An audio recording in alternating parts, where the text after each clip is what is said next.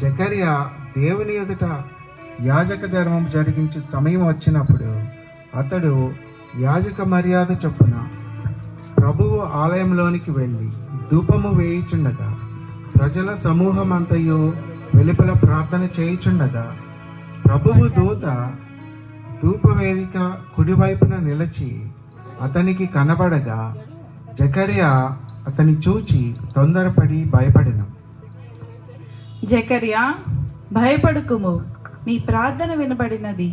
నీ భార్య అయిన ఎలిజబెతు నీకు కుమారుని కనును, అతనికి యోహాను అని పేరు పెట్టుదువు. అతడు ప్రభువు దృష్టికి గొప్పవాడై ద్రాక్షారసమైనను మద్యమైనను త్రాగక తన తల్లి గర్భమును పుట్టినది మొదలుకొని పరిశుద్ధాత్మతో నిండుకొనిన వాడై ఇశ్రాయేలీలలో అనేకులను ప్రభువైన వారి దేవుని వైపునకు త్రిప్పును.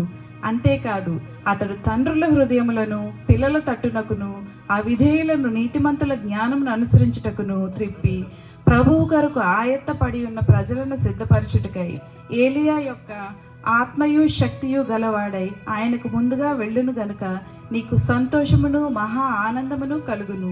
అతడు పుట్టినందున అనేకులు సంతోషిస్తారు. ఇది నాకెలాగూ తెలియను? నేను ముసలివాడను, నా భార్య బహుకాలం గడిచినది.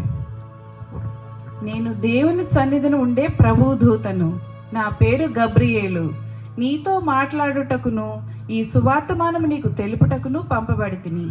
నా మాటలు వాటి కాలమందు నెరవేరును.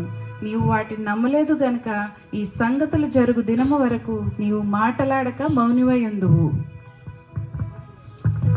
జకర్యా సేవ చేయ దినములు సంపూర్ణమైనప్పుడు తన ఇంటికి వెళ్ళెను. ఇది జరిగిన 6 నెలల తర్వాత గాబ్రియేలు దేవదూత గలిలయలోని నజరేతను ఊరిలో దావీదు వంశస్థుడైన యోసేపు అను ఒక పురుషునికి ప్రదానము చేయబడిన కన్యక యొద్దకు దేవుని చేత పంపబడెను. ఆ కన్యక పేరు మరియా. దయాప్రాప్తురాలా, నీకు శుభము, ప్రభువు నీకు తోడై ఉన్నాడు. మరియా, భయపడకుము, దేవుని వలన నీవు కృప పొందితివి. నీవు గర్భము ధరించి కుమారుని కని ఆయనకు యేసు అను పేరు పెట్టుదువు.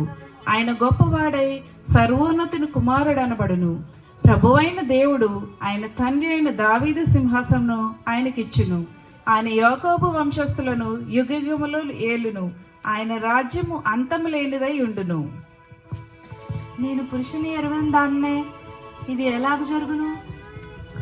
పరిశుద్ధాత్మ నీ మీదకి వచ్చును. సర్వోన్నతుని శక్తి నిన్ను కమ్ముకొనును గనుక పుట్టబోవు శిశువు పరిశుద్ధుడై దేవుని కుమారుడు అనబడును.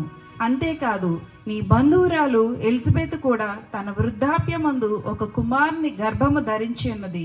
గొడ్రాలు అనబడిన ఆమెకు ఇది 6వ మాసము.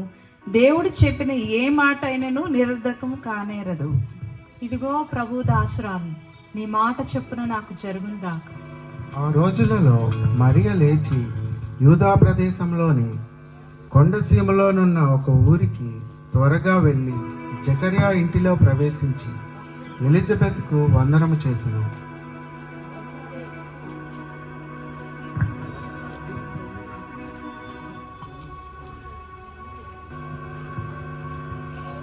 ఎలిజబెత్ మరియ యొక్క వందన వచనము వినగానే ఆమె గర్భములోని శిశువు గంతులు వేసెను. అప్పుడు ఎలిజబెత్ పరిశుద్ధాత్మతో నిండుకొని, స్త్రీలలో నీవు ఆశీర్వదింపబడిన దానవు, నీ గర్భఫలమును ఆశీర్వదింపబడును. నా ప్రభు తల్లి నా యొద్ద వచ్చుట నాకు ఎలాగూ ప్రాప్తించెను? ఇదిగో నీ శుభవచనము నా చెవిని పడగానే నా గర్భంలోని శిశువు ఆనందముతో గంతులు వేసెను. ప్రభు నీకు తెలియజేయించిన మాటలు సిద్ధించును గనుక నమ్మిన నీవు ధన్యురాలవు. నా ప్రాణము ప్రభువును గణపరచుచున్నది. ఆయన ఈ దాసురాలి దీనస్థితిని కటాక్షించను. నా ఆత్మ నా రక్షకుడైన దేవుని యందు ఆనందించను. సర్వశక్తిమంతుడు నాకు గొప్ప కార్యములు చేస్తును కనుక ఇది మొదలుకొని అన్ని తరముల వారు నన్ను ధన్యురాలని అంటారు. ఆయన నామం పరిశుద్ధం. ఏమోయ్ యోసేపు, ఏంటి చాలా హడావిడిగా ఉన్నావు? మరీతో నా ప్రధానం జరిగింది కదా, పెళ్లి ఏర్పాట్లో ఉన్నాను. అన్నీ నేనే దగ్గరుండి చూసుకుంటున్నాను. అయ్యో, నీకు ఇంకా విషయం తెలిసినట్లేదే. నీకు ఎలా చెప్పాలి? దేని గురించి మాట్లాడుతున్నావు? మరియ గురించి. మరీ గురించా? మరీకి ఏమైంది? మరియా గర్భవతిని అందరూ అంటున్నారు. నువ్వు వట్టి అమాయకుడిలా ఉన్నావే. అయినా నాకెందుకులే, నేను వెళ్తాను. మరీ గర్భవత్యా? ఇది ఎలా సాధ్యం? యోసేపు నీతిమంతుడై ఉండి ఆమెను అవమానపరచకూడదని రహస్యముగా ఆమెను వదిలేద్దామని ఆలోచన కలిగి ఉన్నాడు.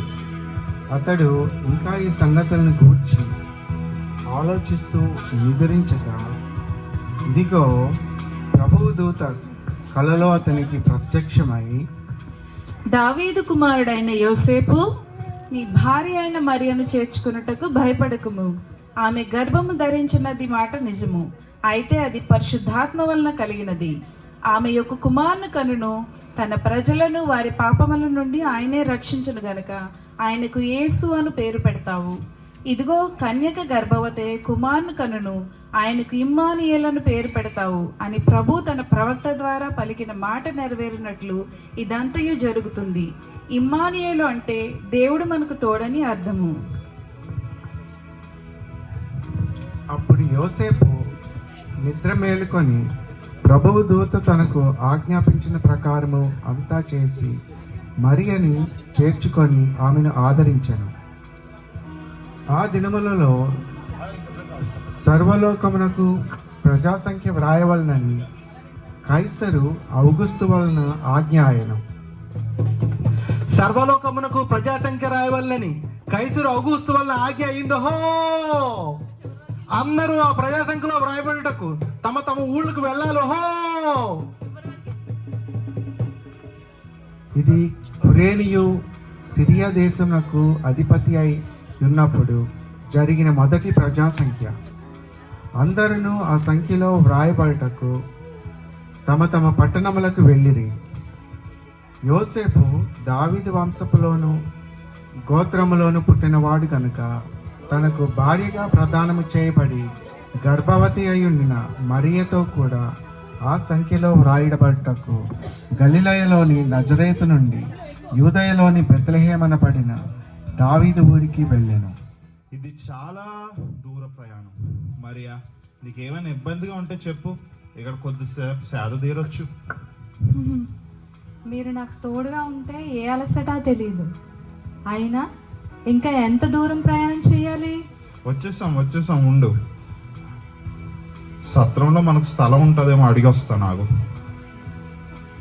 అయ్యా, నా భార్య నిండు చూలాలు, మాకేదైనా కొంత స్థలం ఇప్పించగలరా? అయ్యో, మిమ్మల్ని చూస్తుంటే నాకు చాలా జాలి వేస్తుంది. కానీ ఇక్కడ ఎక్కడా స్థలం లేదు. మాకు ఒక పశువుల తొట్టి ఉంది. మీకు అభ్యంతరం లేకపోతే దానిలో సేద తీరండి. చాలా సంతోషం అండి, మేము అక్కడికే వెళ్తాము. వారు అక్కడ ఉన్నప్పుడు ఆమె ప్రసవ దినములు నిండాయి. అప్పుడు మరియా తన మొదటి కుమారుని కని పొత్తిగుడ్డలతో చుట్టి పశువుల తొట్టెలో పరుండబెట్టింది. మరియు ఆ కుమారునికి వారు యేసు అని పేరు పెట్టారు.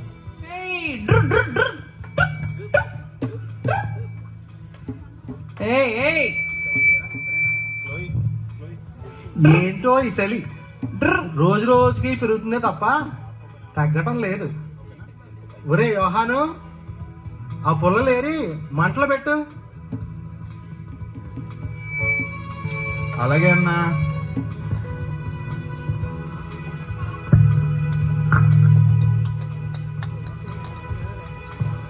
ఒరే యోహాను, ఆ గొర్రెపిల్ల చూడు మందలోంచి పక్కకు పోతుంది. రే చూడహా. ఈడొకడు అన్ని నాకే చెప్తాడు. ఎరా చెప్పింది వినపడలేదా? వినపడింది. మరే కదులు. వెళ్తా. ఒరే యాకోబు, ఒరే ఆ క్రిస్మస్ ట్రీ కాదు ఇక్కడ చూడరా. ఒరి నీకు చెప్తే మళ్ళీ ఆడికి చెప్తే ఏంట్రా? యాకోబు గారు కూడా పని నేర్చుకోవాలి కదా. జీవితం సుఖంగా పడుకోనెవరు, పగలంతా ఇంట్లో చాకిరి, రాత్రి ఏమో ఈ ముసలి గొర్రెలతో చాకిరి. ఏంట్రో ఏదో అంటున్నావు. ఏమంటానన్నా, మీలాంటి పెద్దవాళ్ళతో పనిచేయడం నా అదృష్టం అంటున్నా. చూసావా యోహాను, వాడికి మనం అంటే అంత గౌరవం. చూస్తున్నా. ఆ తలుపు మీరా యాకోబు, అది కూడా చెప్పాలా నీకు?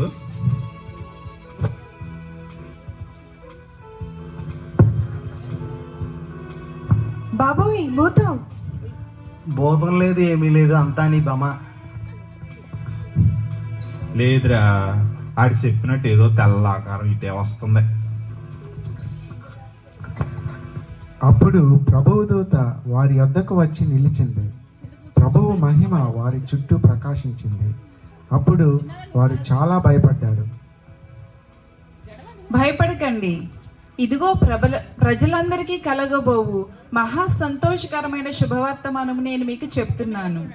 దావీదు పట్టణమందు నేడు రక్షకుడు మీ కొరకు పుట్టి ఉన్నాడు. ఈయన ప్రభు అయిన క్రీస్తు. ఆయనకు ఇదే మీకు ఆనవాలు. ఒక శిశువు పొత్తిగుడ్డలతో చుట్టబడి ఒక తొట్టెలో పండుకొని ఉండటం మీరు చూస్తారు. వెంటనే పరలోక సైన్య సమూహము ఆ దూతతో పాటు సర్వోన్నతమైన స్థలములలో దేవునికి మహిమ, ఆయనకు ఇష్టలైన మనుషులకు భూమి మీద సమాధానము కలుగునుగాక అని దేవుని స్తోత్రము చేయుచుండెను. ఆ దూతలు తమ యొద్ద నుండి పరలోకమునకు వెళ్ళిన తరువాత ఆ గొర్రెల కాపర్లు జరిగిన ఈ కార్యమును ప్రభువు మనకు తెలియజేయించి ఉన్నాడు. రే, మన కొరకు రచ్చగడు పుట్టాడంట. రచ్చగుడా. పదండి రోయ్, పదండి. కదలమంటే కదలరే మీరా, యేసయ్యను చూద్దామంటే నడవరే మీరా. కదలమంటే కదలరే మీరా, యేసయ్యను చూద్దామంటే నడవరే మీరా. ఓరి పెద్దోడా, ఓరి చిన్నోడా, ఓరి పెద్దోడా, ఓరి చిన్నోడా, కలిసి ఎడదామురా దండమెడదామురా, కలిసి ఎడదామురా దండమెడదామురా. కదలమంటే కదలమంటే కదలరే మీరా, యేసయ్యను చూద్దామంటే నడవరే మీరా. కదలమంటే కదలరే మీరా, యేసయ్యను చూద్దామంటే నడవరే మీరా. యూదయ దేశపు బెత్లెహేములో యేసు పుట్టిన తరువాత తూర్పు దేశపు జ్ఞానులు యెరూషలేమునకు వచ్చారు. ఆ రోజుల్లో హేరోదు రాజు యెరూషలేములో నుండి యూదయను పరిపాలిస్తున్నాడు.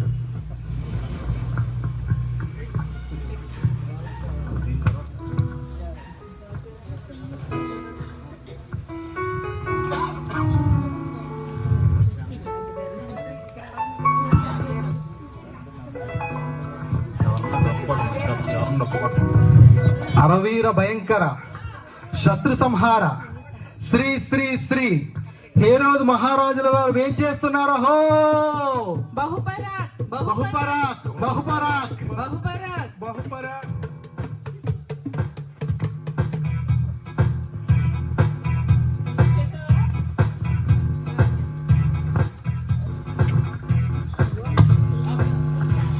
ప్రణామాలు మహారాజా, ప్రణామాలు. ప్రణామాలు మంత్రివర్య.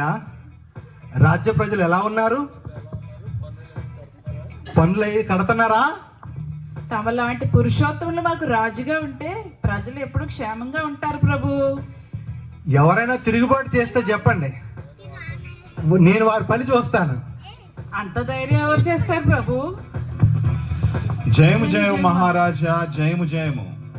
ఎవరో తూర్పు దేశపు జ్ఞానులు ముగ్గురు మిమ్మల్ని కలవాలంటున్నారు ప్రభు.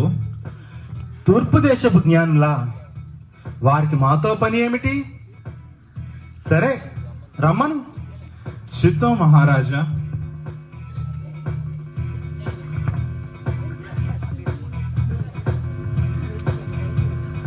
జయము జయము మహారాజా, జయము జయము.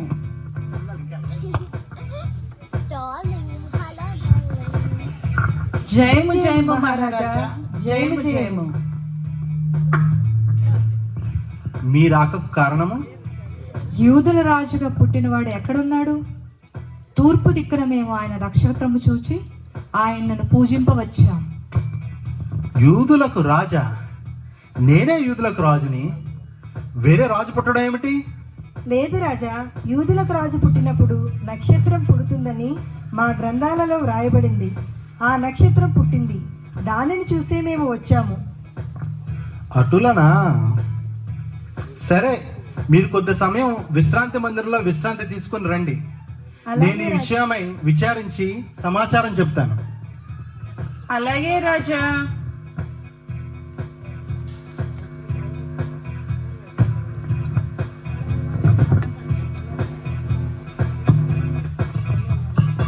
నేనుగాక వేరొక రాజు పుట్టుటయా? ఇది అసంభవం. మీరేమంటారు రాజమాత? కలవరం చెందకు కుమారా, శాస్త్రుల్ని పిలిపించు. మీరేమంటారు మంత్రివర్య?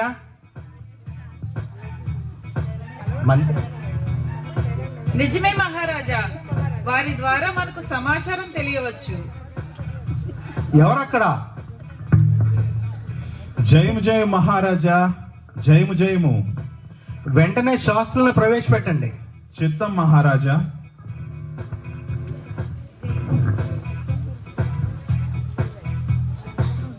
జయం జయం మహారాజా, జయం జయం. జయం జయం మహారాజా, జయం జయం. మీ గ్రంథాలలో యూదుల రాజు గురించి ఏమైనా సమాచారం ఉన్నదా? ఉన్నది ప్రభు. ఎలా అయినగా మనకు శిశువు పుట్టెను, మనకు కుమారుడు అనుగ్రహింపబడెను.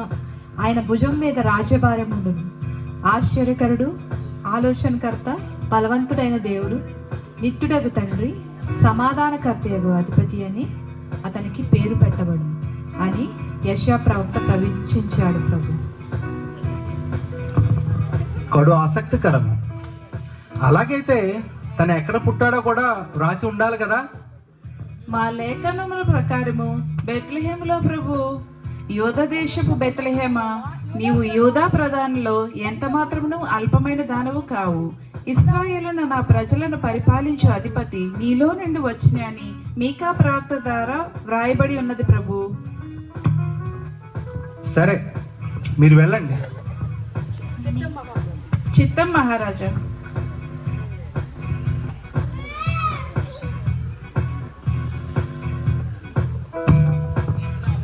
ఎవరక్కడ? ఎవరక్కడ? జయం జయం మహారాజా, జయం జయం. ఆ తూర్పు దేశపు జ్ఞానులను రమ్మను. చిత్తం మహారాజా.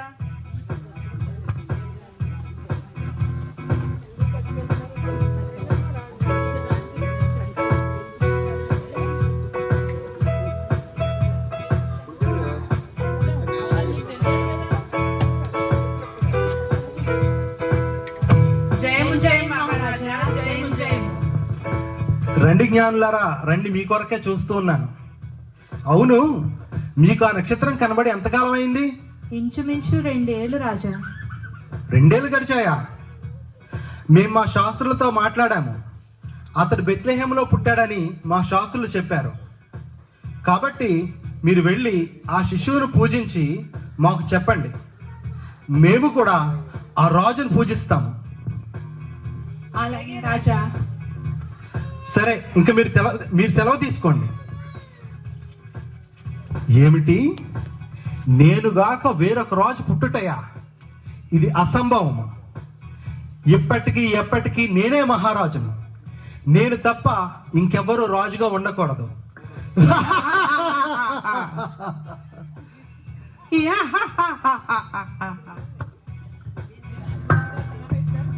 కలవర చెందకు కుమారా, ఈ జ్ఞాన విషయం చెప్పగానే వెళ్ళి కత్తితో సంహరించరా.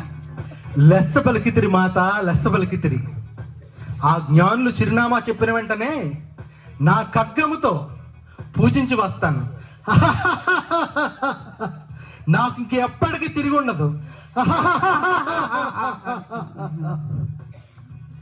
హేరోదు రాజు ఈ సంగతి విన్నప్పుడు అతడును అతనితో కూడా యెరూషలేము వారందరూ చాలా కలవరపడ్డారు. గొర్రెల కాపర్లు త్వరగా వెళ్ళి మరియను యోసేపును తొట్టిలో పండుకొని ఉన్న శిశువును చూశారు.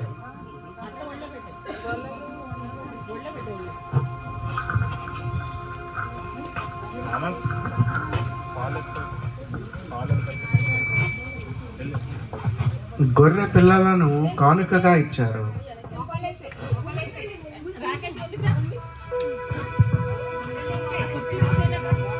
జ్ఞానులు తూర్పు దేశమున వారు చూచిన నక్షత్రము ఆ శిశువు ఉండిన చోటికి మీదుగా వచ్చి నిలిచే వరకు వారికి ముందుగా నడిచింది.